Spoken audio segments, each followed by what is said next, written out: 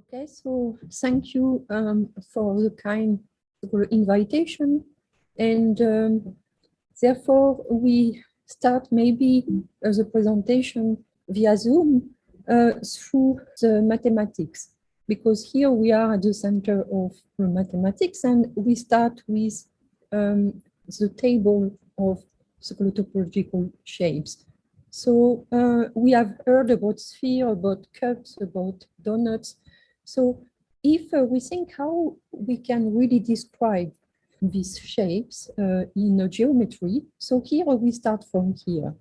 And if we go on with a chi number, with a Euler number, then if we have a cube, we can compute chi from the number of the corners, edges and faces, and find 2.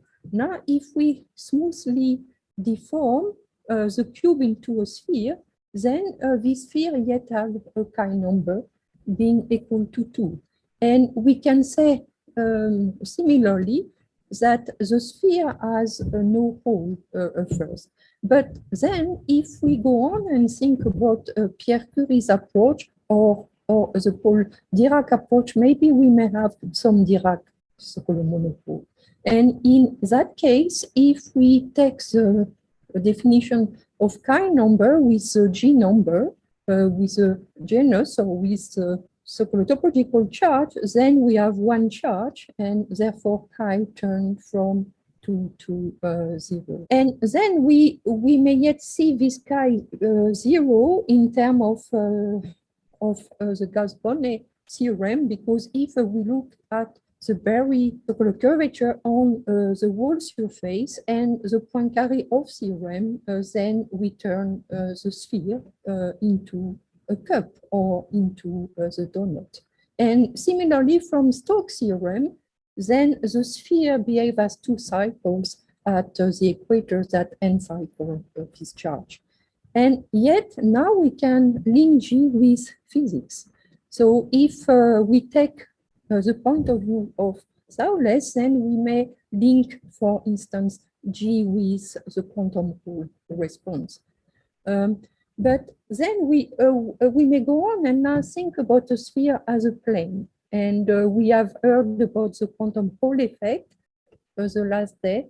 And now we can think about the quantum Hall effect in MOSFET or in graphene.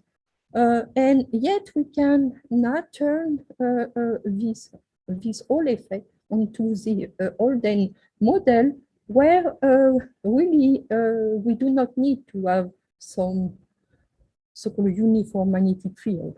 If we start from the graphene, what we can do is locally have some local fluxes on each Dirac small smooth cell here, built from the blue and the pink sides.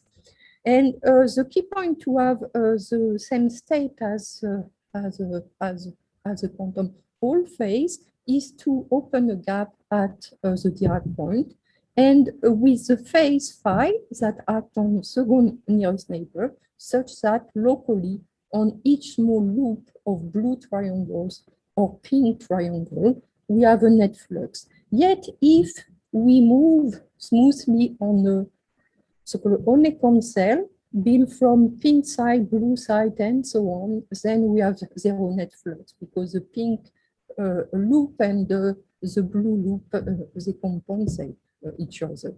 So here it's an important model, of course. This model has been built in various platforms. And here one new parameter will be the Semenoff mass for this presentation. And this Semenoff mass acts as a stagger potential on the lattice. And from our angle, we have done some effort with the student, the postdoc, and the collaborators about how to tackle this model with interaction, both for fermion and boson, and we have developed yet now new approaches. But for this talk, what we want to do simply is to start from geometry and see what we can say new about that. So that then the goal is simple. If we go to the Fourier space, for each wave vector k, here we can see the model as one spin half. Why? Because we have two inequivalent sides in the Brillouin zone, pink and blue. And therefore, we are allowed to write down the model as a spin half model, 2x2 matrix form, which act on these two sides A and B. So here, the key point to see why we have in this model a chair number one, or similarly, one edge mode at the edge of the sample, one Carroll edge mode, is really to map first the Brillouin zone into a torus and then onto the sphere. Why? Because if you look at the T2 term, here, the second nearest neighbor hopping term, the key point to have the topology is so-called mass inversion at the 2 Dirac point. So if now it changes of sign at these two equivalent point, K and K prime.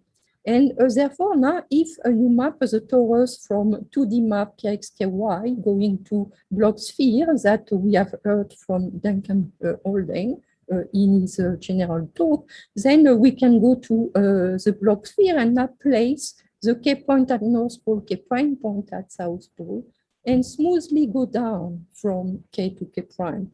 And now at North Pole, the key point is we have similarly the effect of a radial magnetic field, which is up at the North Pole, say, and smoothly rotate to down at South Pole.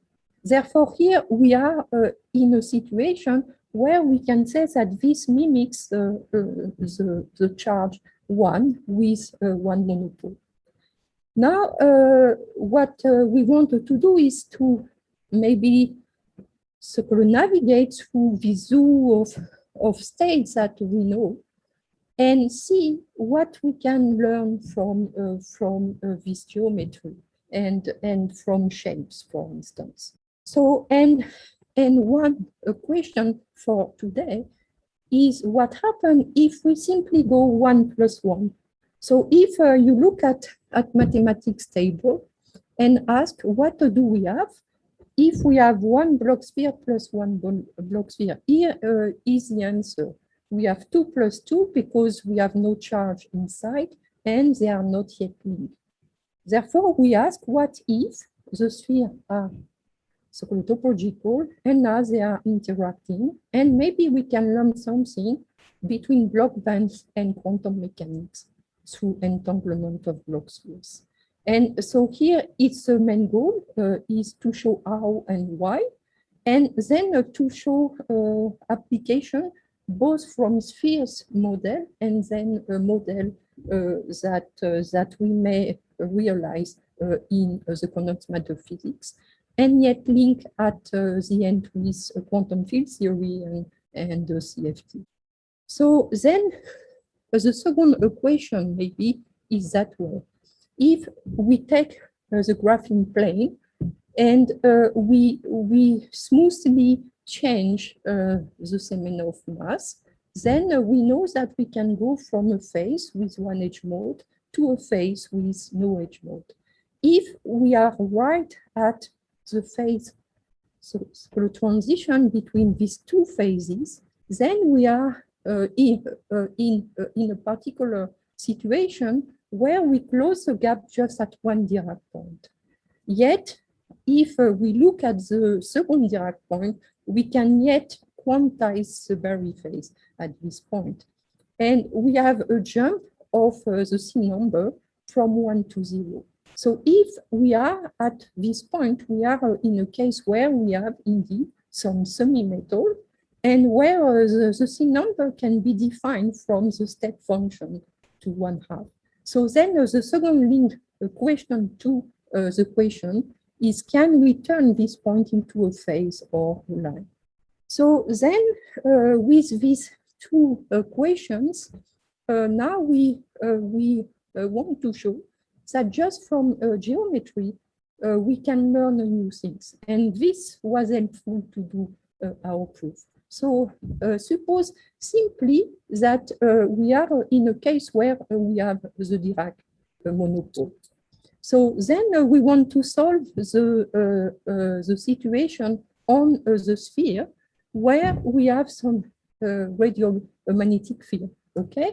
And we ask, how do we solve the vector potential? So first, you may simply write down B equal curl of A in the sense of Maxwell equation. And then you can choose a gauge where A theta is 0.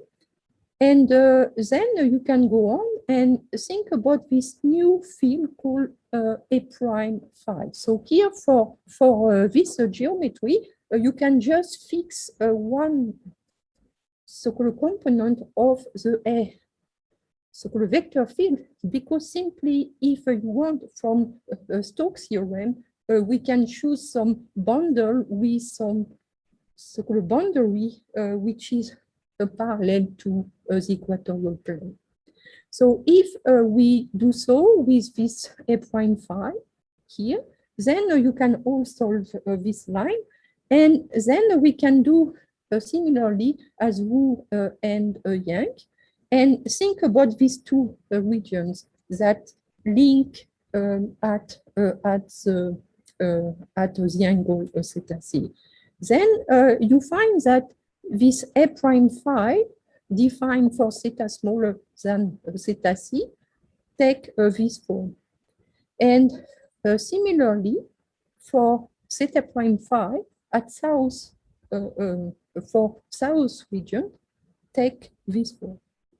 So here is the first thing. Now we may ask, okay, we can plug this number and learn new things about the Gauss theorem. So let's try. So our simple view here is to say, what if we simply see this number here, A tilde phi, being minus B times the radius of the sphere times cos theta. So here it's simple. If we do so, then we have these two equations, and A so-called tilde phi, the key point here is that it's smooth on the whole surface. So then we can see that we get A prime phi theta smaller than theta c minus theta prime phi theta larger than theta c equal to A tilde phi pi minus A tilde phi 0. So here it's very simple observation, but then let's see where it brings us. Then we can do all like in the first so-called classes we learn and solve the Gauss theorem here. And now we can plug a new field F here, which absorb the so-called sine so-called theta function. So then it means that when you do so, then you go back to the flat metric. And then you see here that because we have this form here, then you can call F this function of A prime phi. Therefore, we can solve phi, and being careful that this function A prime would jump at the particular boundary, then we found this form. And now we have built some model where A prime is 0 at north and the south pole, simply because A prime phi goes to sine theta at north and south pole. Therefore, here in 1, 2, 3, 4 lines, we found this equation, phi being defined from the poles of the sphere only through this function A tilde phi here. So here it's the main point of things that we want to say now.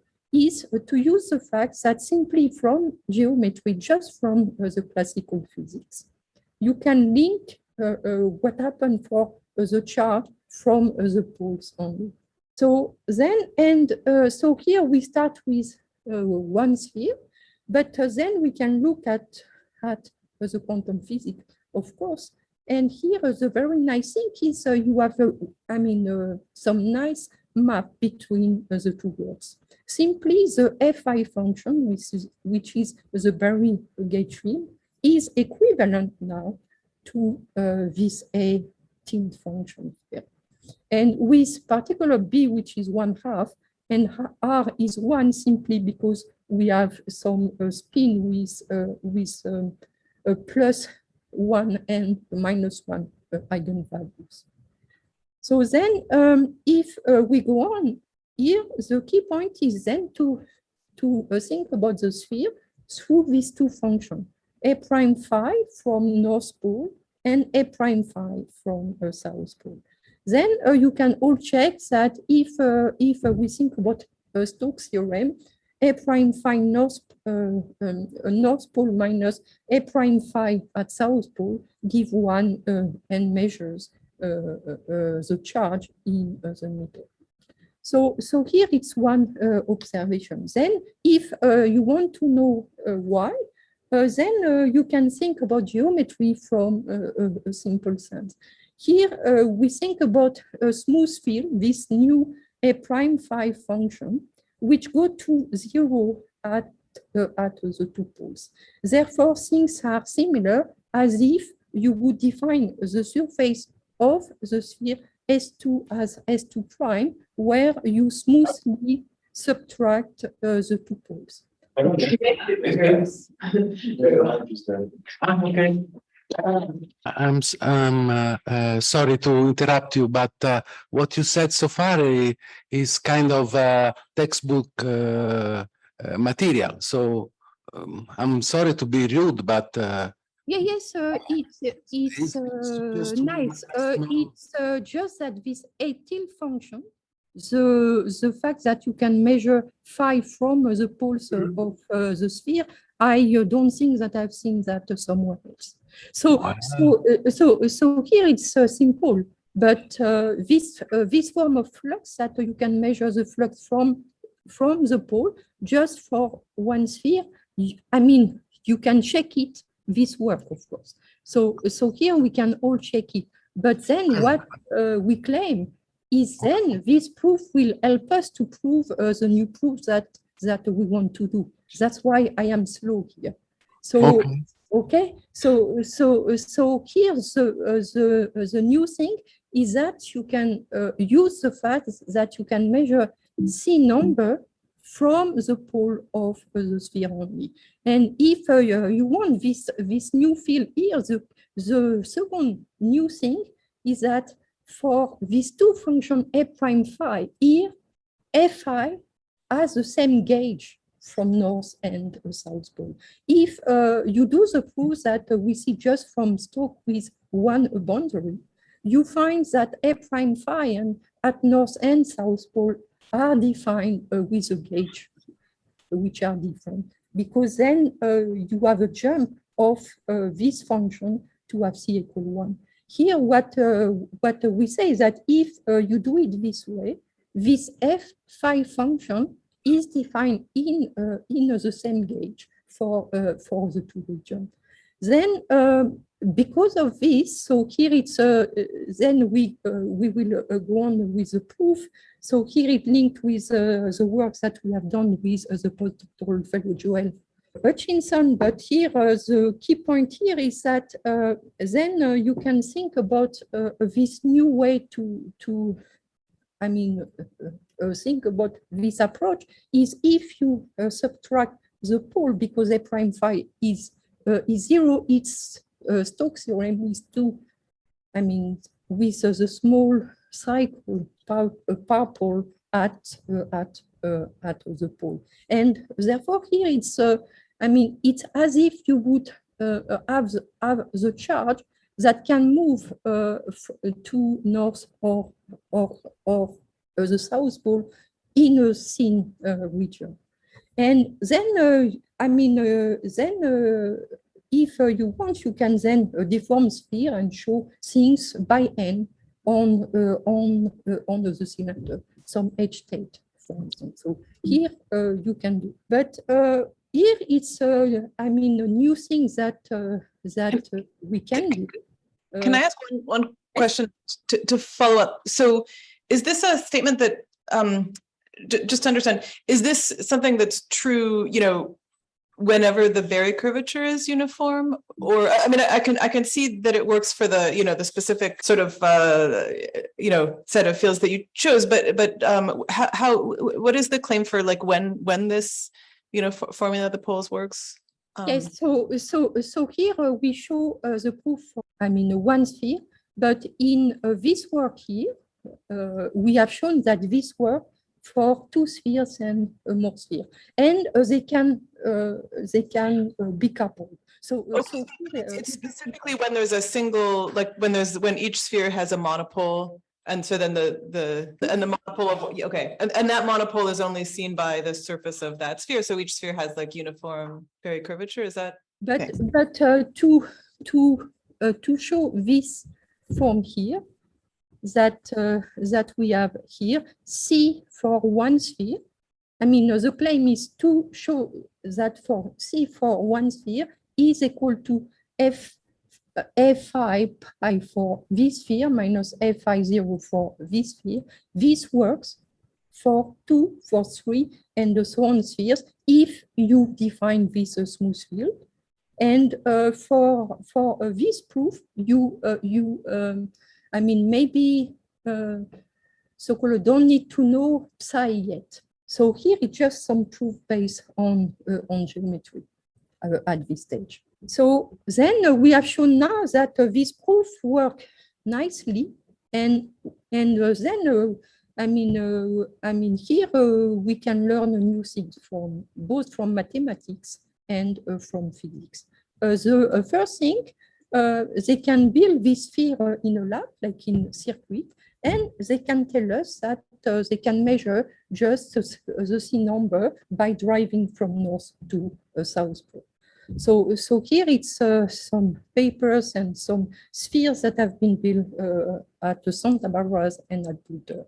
Then if you couple sphere to a base, like then you can really make these spheres that can be used to create some light quanta.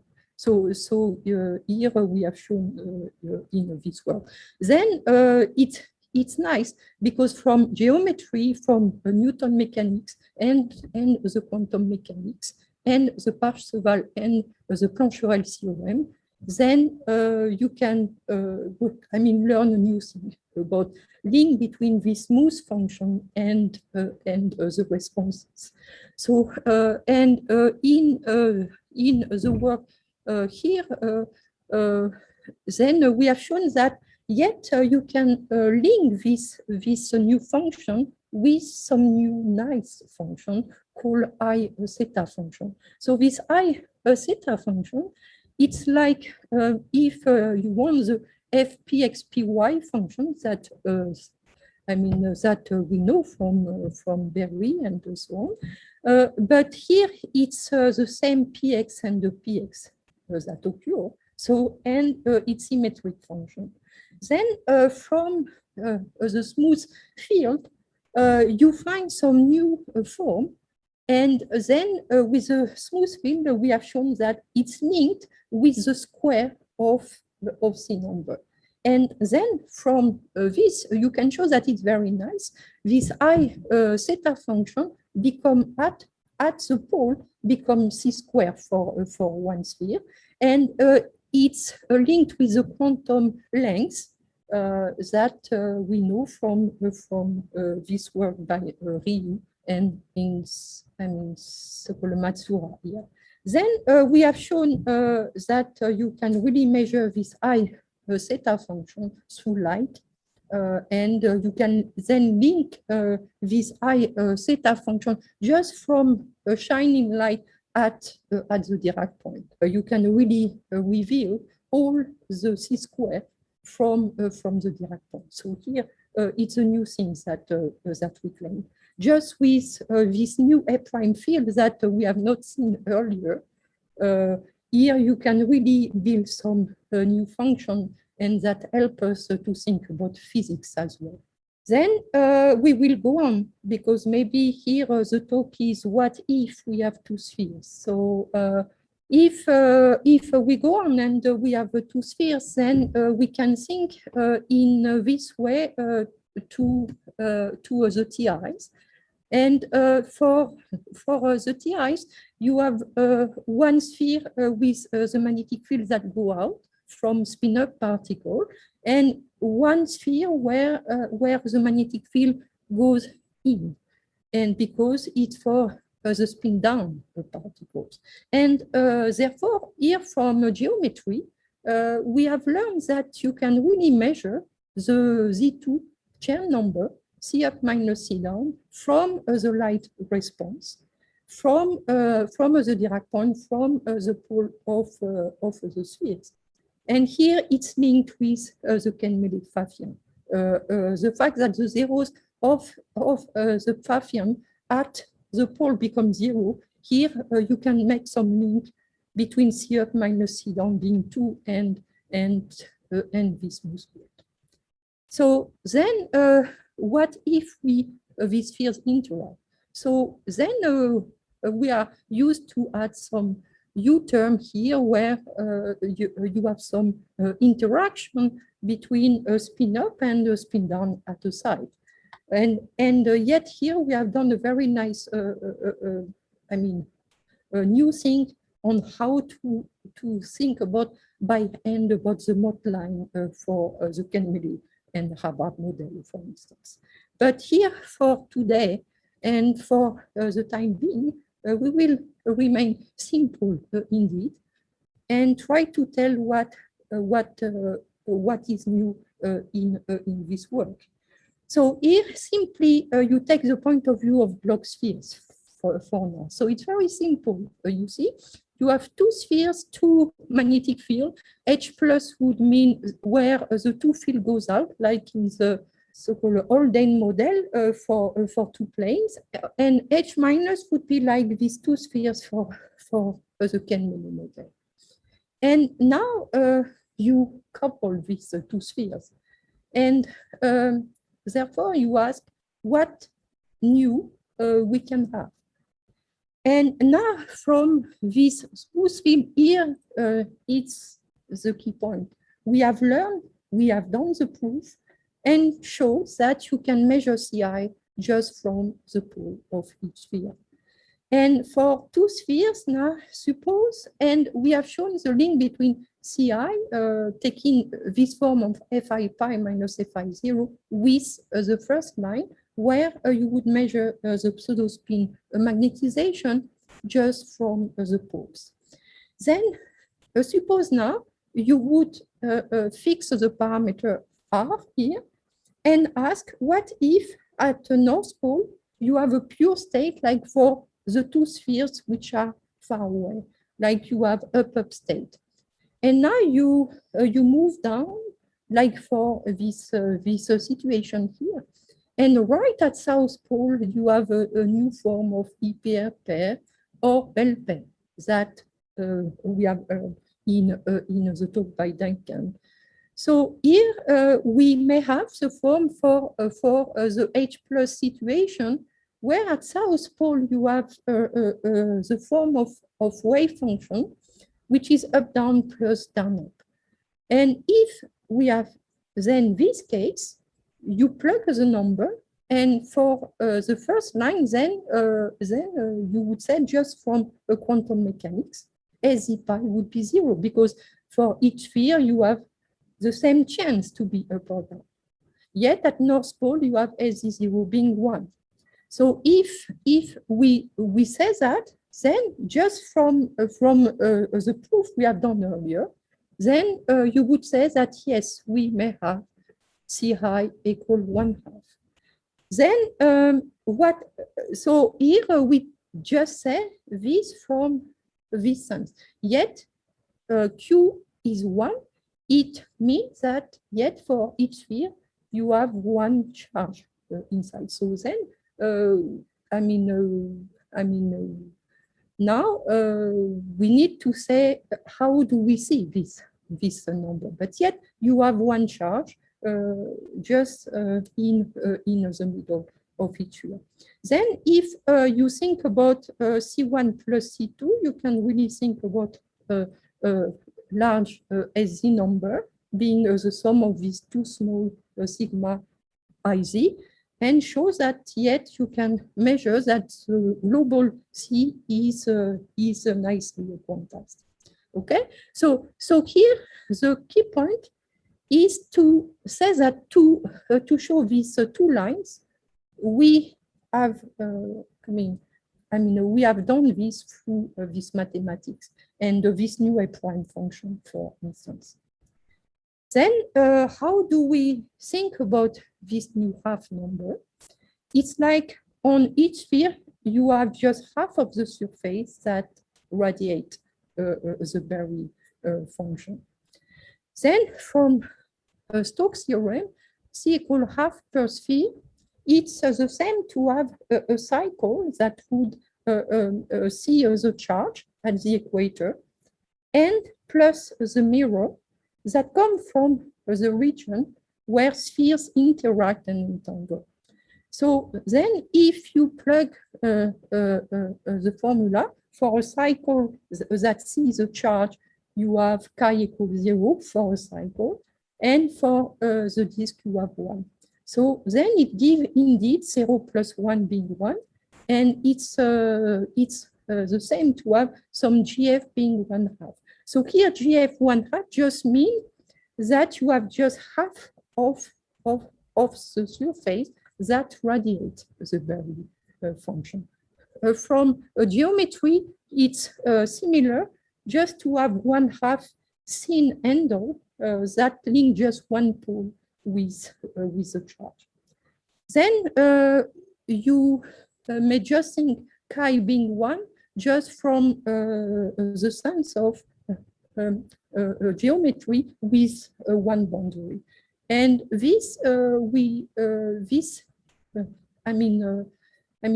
chi 1 was mentioned for black holes, for instance. So then for application, then we see that for each sphere now, if you have C equal 1/2, it just means that you have just the same as pi phase for the two Dirac points. Then the second key point here is that from geometry in the paper here, we have shown that Cj equal 1/2 per sphere would enter in the point charge and the quantum pole response. So here it's the second important message. Okay, so here it's a main summary of how do we see maybe VC equal 1/2 per sphere. Then how do we build the model? So here the good news is that it's quite simple to do. First, if you have two spheres, then suppose you take H plus, so you have the two radial field, and now we act on each sphere with the Semenoff mass. So here it's just some flat M function for the two spheres. And we had some term that couple the two spheres just in the direction for now. So if, since we have said that you can measure C just from the pole, you can obtain the phases just by simple views of two spins at the poles. And then, so here is a new thing, you have phases where the whole sphere would encircle the charge and so on. And now we have the new line, the new region where both spheres would show C equal 1/2. And again, it means that you have the cycle from the north, say, or from south here, and then 1/2 of the surface just participate in entanglement. Then you can check that if you derive from north to south pole with the first line here, you can really measure the magnetization and check in time that you can reach for each sphere Cj equal 1/2 if you are sufficiently slow for a various function of f theta, and in particular f theta being a number, so which is good for application. Then here the key point is to have this Z2 symmetry. So it means that you can invert the two spheres 1 and 2, and therefore you need that you have the same h amplitudes for the two spheres, and the m function being the same for the two spheres. Then this new line here occurs when half coupling is between h minus m and h plus. Then you may ask, what if we include xy coupling? Then we have shown that if you have some ferromagnetic coupling, this phase become larger and become more stable from south pole, because it helps the two state up and down up to form the entangled state. And here it's one thing that we claim, that just with these two spin half models. So here it's in curve space because you have this function theta that plays some important role. And if you measure Cj from the pole that we think is new from this smooth field, then you find this. And you can check that this seems to be okay with the numerics. So for this model, if you follow really the spin path, it smoothly rotates, and just at south pole, it becomes entangled, and it's like these two spheres, they absorb this spin here. And maybe this new state may have some application for quantum application, because at north pole, we have 3 spins, so it's one new information. And at south pole, it's like the entangled pairs that we know from quantum physics, for instance. So then from application, so this model, close was built at Santa Barbara here. So they have 2 spins, but the m parameter or H0 just act on one sphere. So they have observed the phases with C equal 1, 2, and 0, but not yet 1/2, because H0 just acted on one sphere. But I think this, really this model that we propose could be built with circuit atoms and so on. So now for the time being, so I hope that this part was clear, because here it's the new point from this work here. And now we will go on and ask, how do we link these geometries with new things from the field of planes or wires and so on.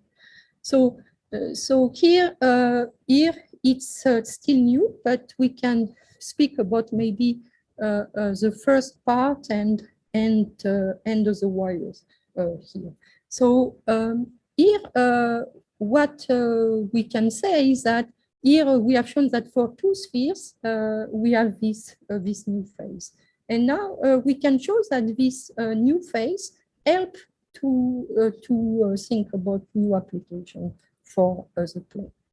So suppose we start with 2 planes, and one has a charge 1, like for the model from Duncan, where we have T1 and T2, and now we couple this plane to graphene simply. So here we will do that in a simple way, where you couple side A with side A of the two planes, and similarly for side B.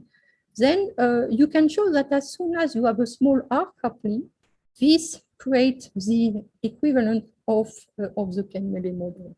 So you can measure this Z2 number, this just by coupling a plane with C equals 0 to the topological plane. And this may build that with atoms, for instance.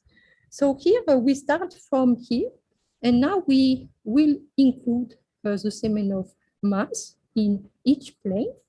And similarly, says that the two planes have the same T2 term forms. If we do that, the good news, so here it's not the same coupling as the one we had before for two spins, because we had S1Z times S2Z. But here the good news is as follows. We just couple these two planes from a hopping term. And so the R term is just some simple hopping term. And then, so we can show that from this work that the phases of these models are the same as the two-sphere model. Then, if you go on the new line here, you find a new band structure. So here you have two bands below the Fermi level. So you have to think about two particle wave function. Then the Fermi level is at 0. And at the K prime point, you have two bands that both is close. Yet at K and K prime, you see that you can yet say which states are occupied. So here is a key point for our proof too. So then you find this new band structure. And here, so the band 2 and 3 are entangled. And at K point, it's like the physics at North Pole where you had the upper state. Then what we can say is the following for this state.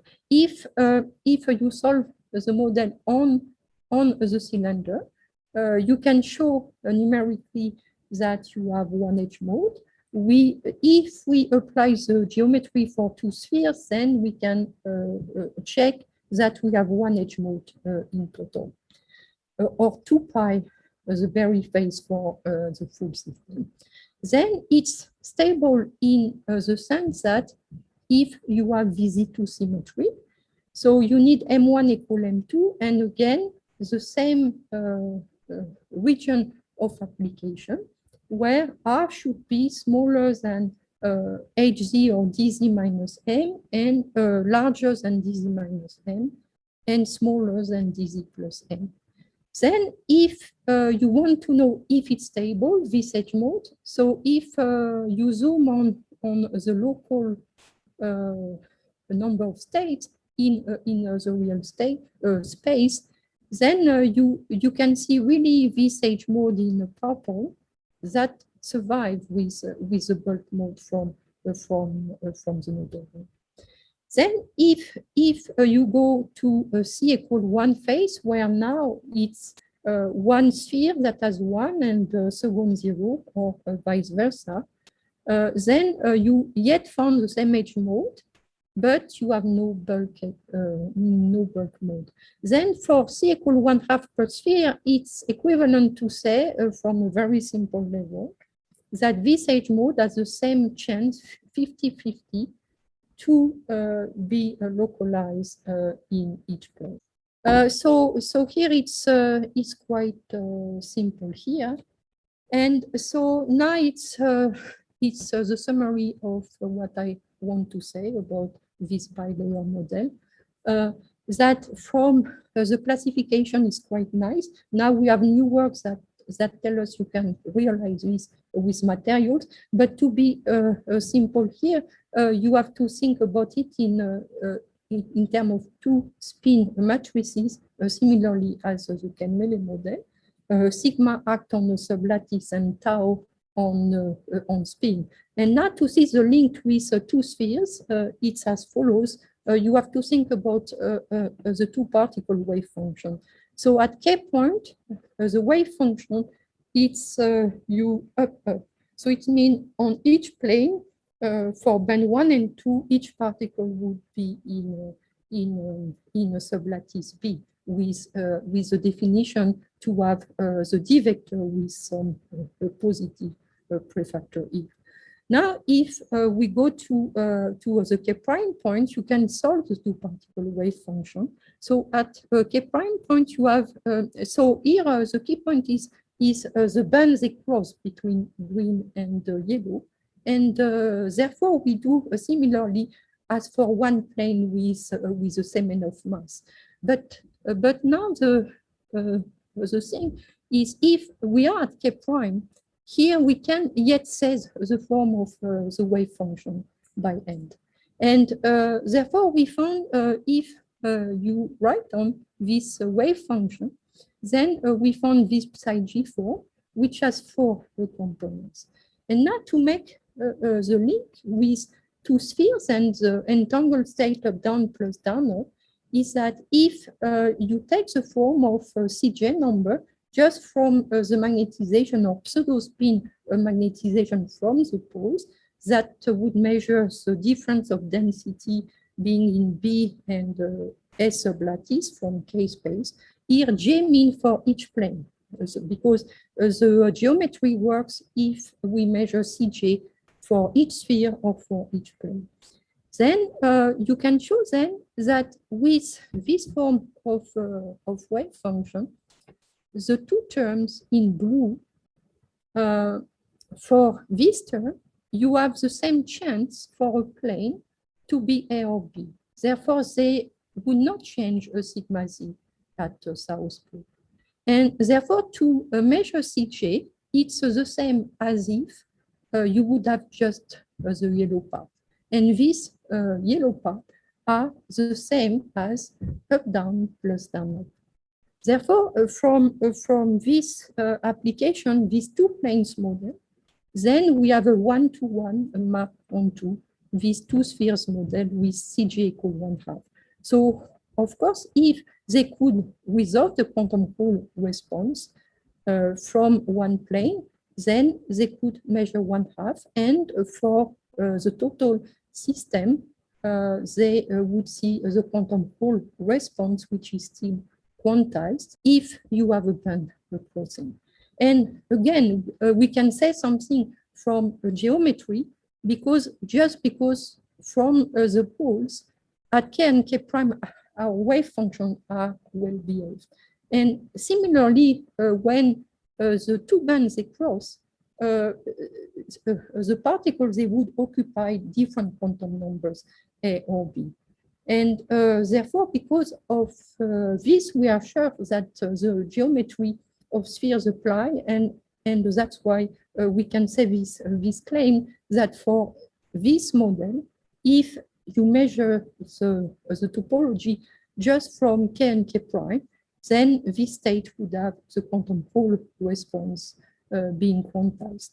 Then from band theory, it's quite nice because at k point, it's like you have the model we know, because it's like two planes as if the eigenstate are similar as if you have R equals 0.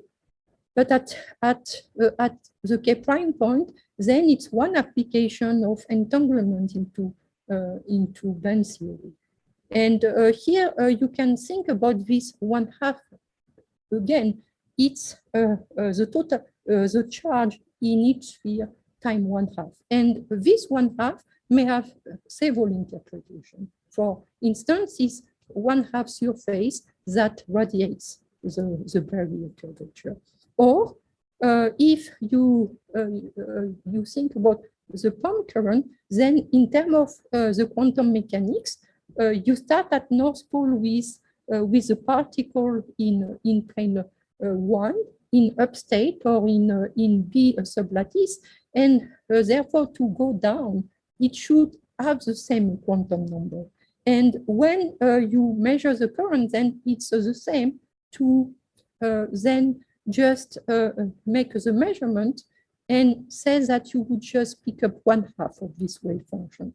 So then in this sense, this 1/2 may have some view about the quantum mechanics too. And we have shown now that you can really relate CJ with entanglement and the correlation function from South Pole. So here you can show that too.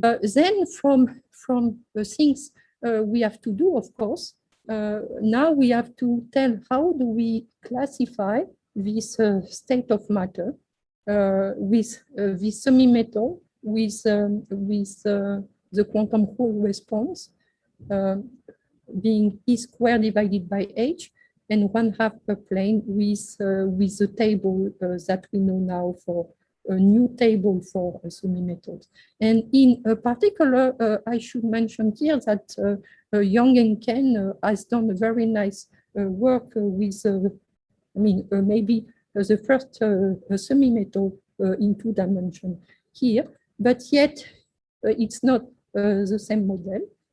And then we may ask, what if we go to 3D? Then we know there are some material with the quantum Hall response, which are the same as the one here in 2D, but maybe the band structure is slightly different. So here we yet have to do some work to classify this.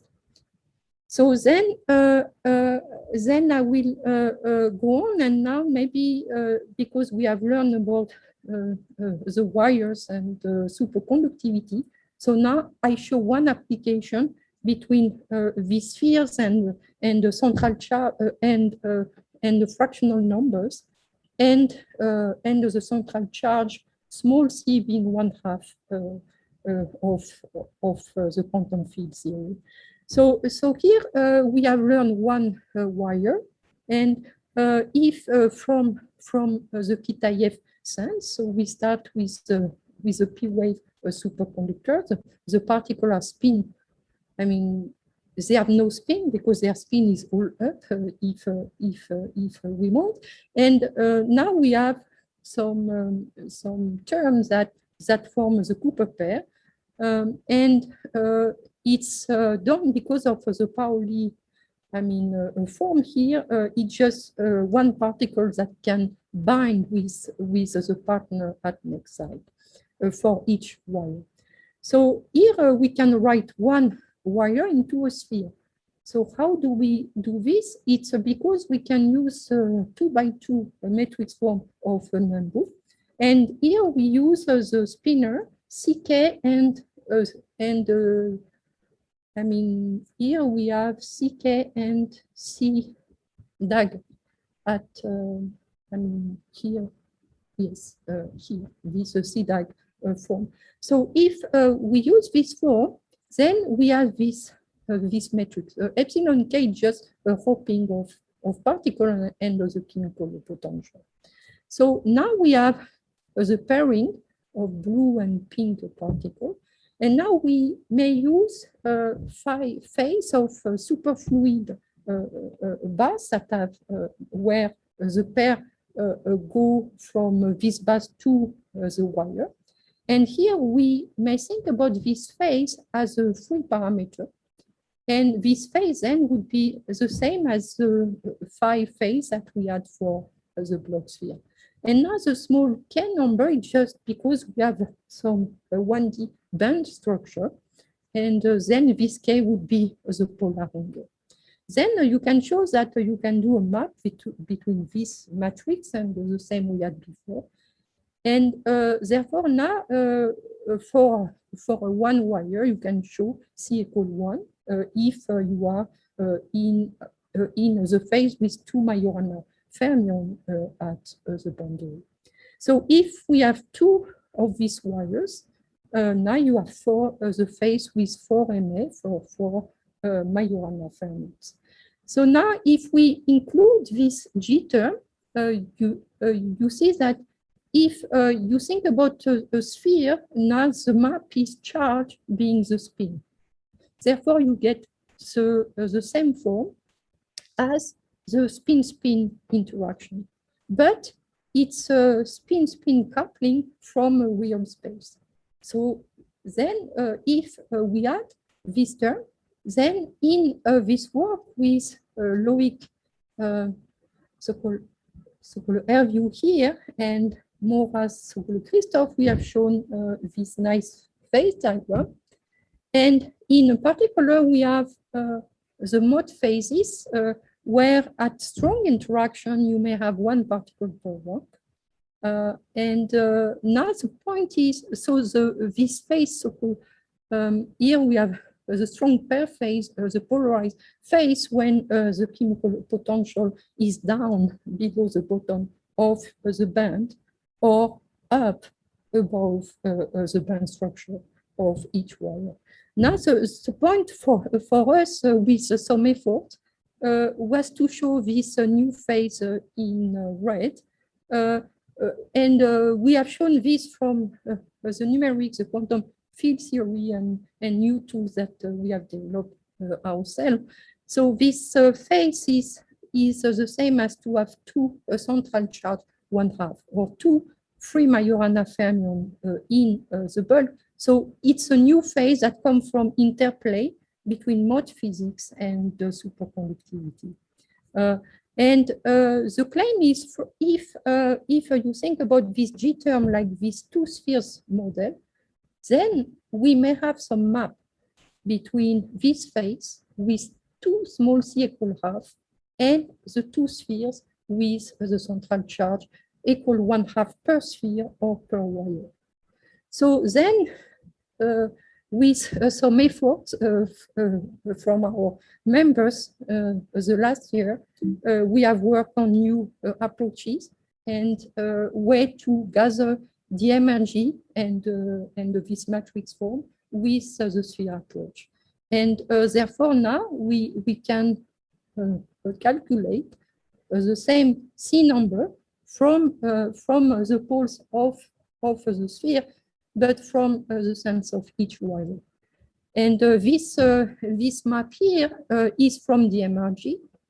And you can see that, so if we tune G here being 5, it's because we are here and we probe this small line at G equal 5 in the red region.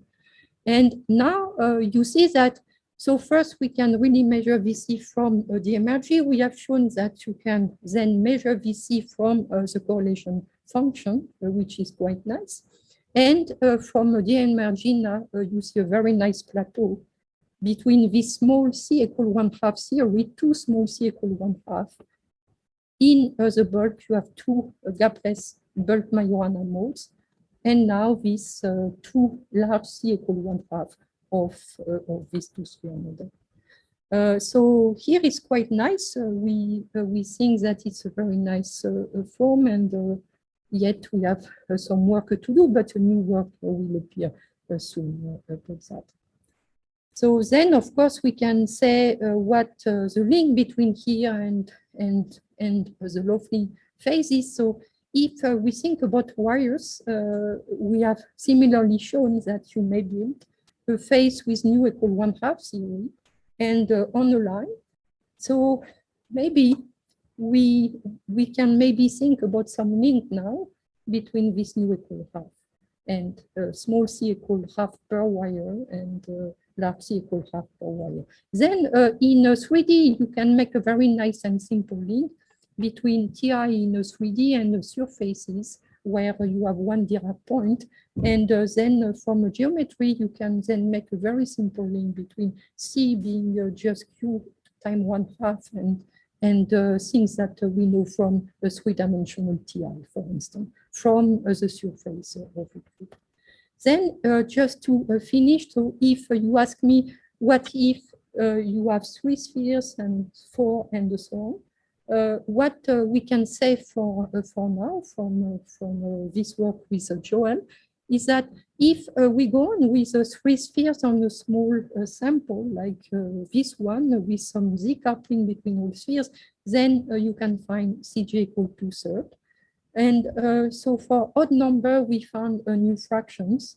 And for if we have an even number, we can yet make some link between VCJ equal 1/2 and build some very nice link from the quantum field theory with a model we know, for instance, the Z2 Kitaev spin liquid from a low-dimensional approach and the square lattice approach. And for 5, here we show that you may have 3/5, and you can really check that from the numerics similarly.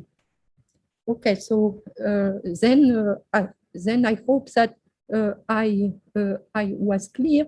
It's true that I started simple, but to my knowledge, the fact that this new function that we define, the tilde fi, and then help us to think about C being measured from the poles of the spheres or from the Dirac point.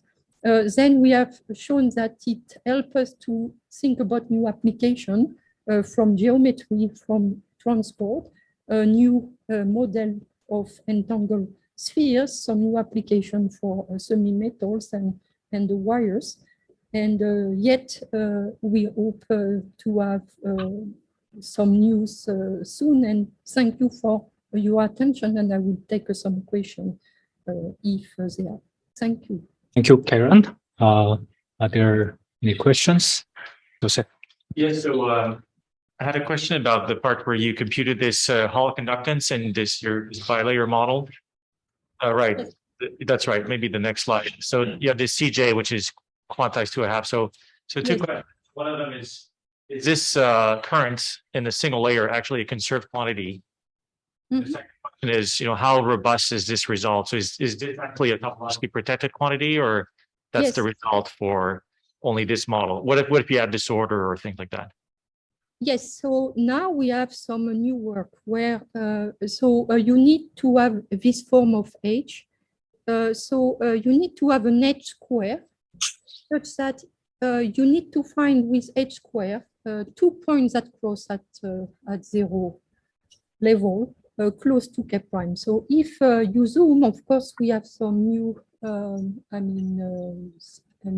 C2 circular symmetry.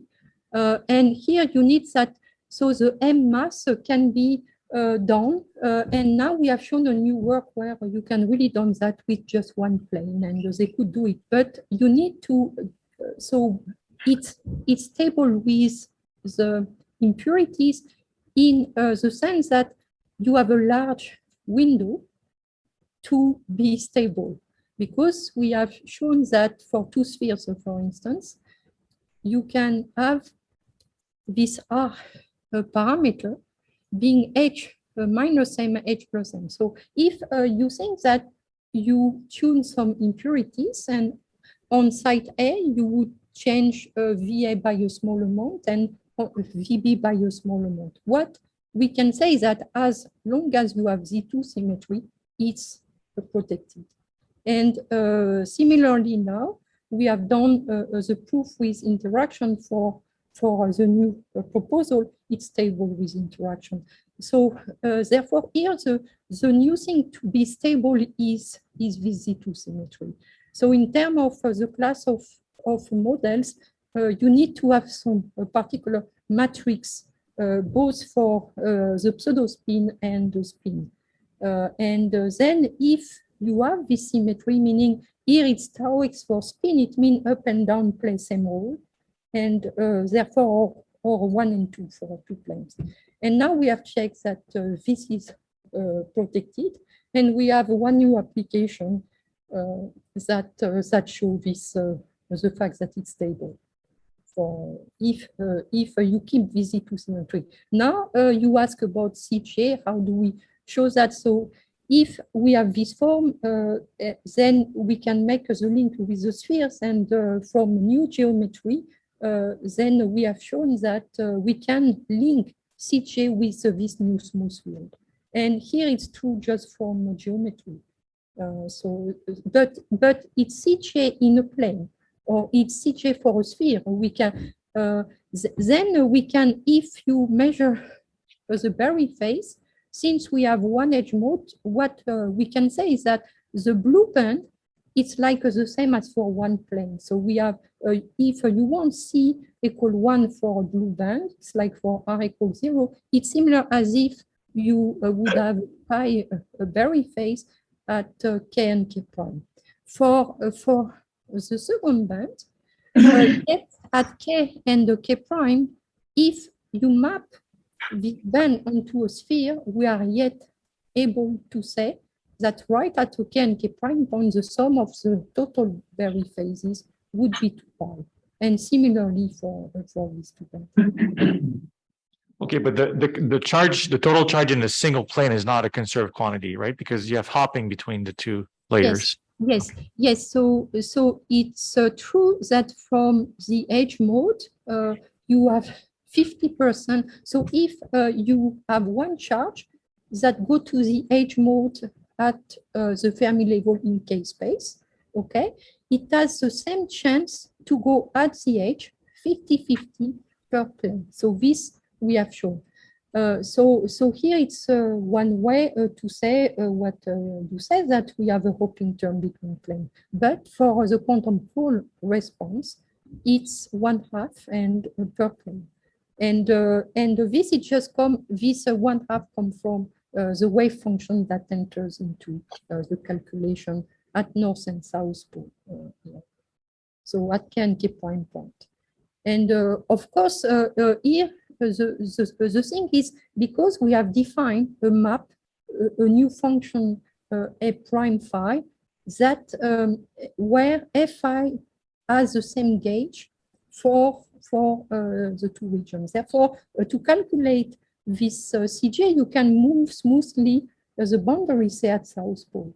And then you are sure that you have smooth function, and then just from geometry, we have linked this sigma xy per plane with CJ. And the proof is in the paper with Joel here in appendix.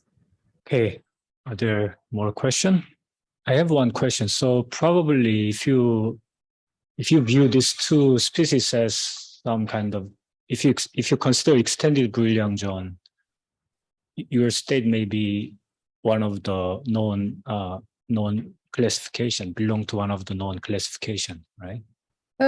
To our knowledge, we have not yet heard about the fractional topological number for Bloch bands, because here it's not flat band, it's Bloch bands.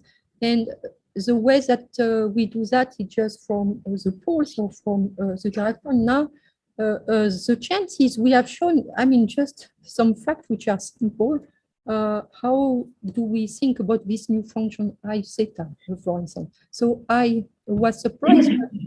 I mean, so when I look at the light response just from Dirac point, then you find some strange function just from spin half particle, cos force theta half plus sine force theta half. And just to think about this in terms of smooth field, we know it's not simple.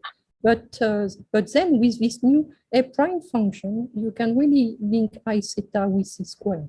So just from this, I mean, it's very simple, but to our knowledge, this was not done before. So here all come from with this new way to think about smooth field. So again, here this Fi function has the same gauge for. Okay, if there's no more question, let's thank Karyn for interesting talk.